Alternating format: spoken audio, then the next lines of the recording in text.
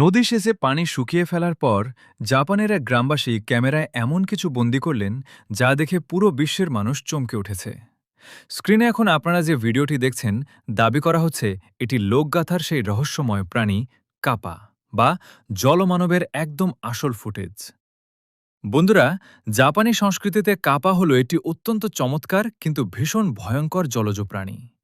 লোকমুখে প্রচলিত আছে অদ্ভুত গড়নের এই প্রাণীটি মানুষের রক্ত পছন্দ করে এবং এ পর্যন্ত হাজার হাজার মানুষ এর শিকার হয়েছে। কিন্তু প্রশ্ন হল, ২০২৬ সালে এসেও কি এই প্রাণীর কোনো অস্তিত্ব থাকা সম্ভব? চলুন জেনে নেওয়া যাক ইতিহাসের কিছু গা শিউরে ওঠা ঘটনা। ২০৩৯ সালের সেই অদ্ভুত দেখা। টাইম ট্রাভেলের মতো শোনালেও ২০৩৯ সালের একটি ঘটনা বেশ আলোড়ন সৃষ্টি করে। এক শিক্ষক তার ছাত্রছাত্রীদের নিয়ে বনের ভেতরের একটি নদী পার হচ্ছিলেন। ঠিক তখনই তারা নদীর মাঝে দুই পায়ে হাঁটা এক অদ্ভুত অবয়ব দেখতে পান।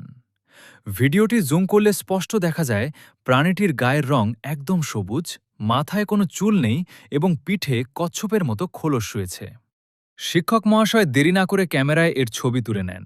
এই ছবি ইন্টারনেটে ছড়ানোর পর কেউ একে গবলিন বলেছেন, আবার কেউ একে বাস্তবের নিনজা কচ্ছপ বলে দাবি করেছেন। মাতসুমোতোর বাড়ির আঙিনা।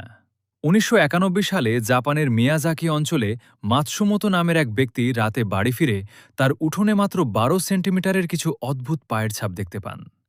প্রথমে তিনি ভেবেছিলেন এটি হয়তো কোনো বড় মর্গের পায়ের ছাপ, কিন্তু সেই ছাপ ধরে এগোতেই তিনি অন্ধকারের মধ্যে দুই পায়ে দাঁড়ানো এক অদ্ভুত মানব সদৃশ প্রাণীকে দেখতে পান।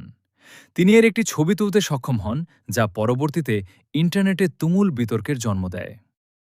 কাপা শিকারের সেই ভয়ঙ্কর রাত। এই রহস্যের শেষ এখানেই নয়। এক নবদম্পতি এই কাপা রহস্যের সত্যতা যাচাই করতে নিজেরাই এক রাতে অভিযানে বের হন।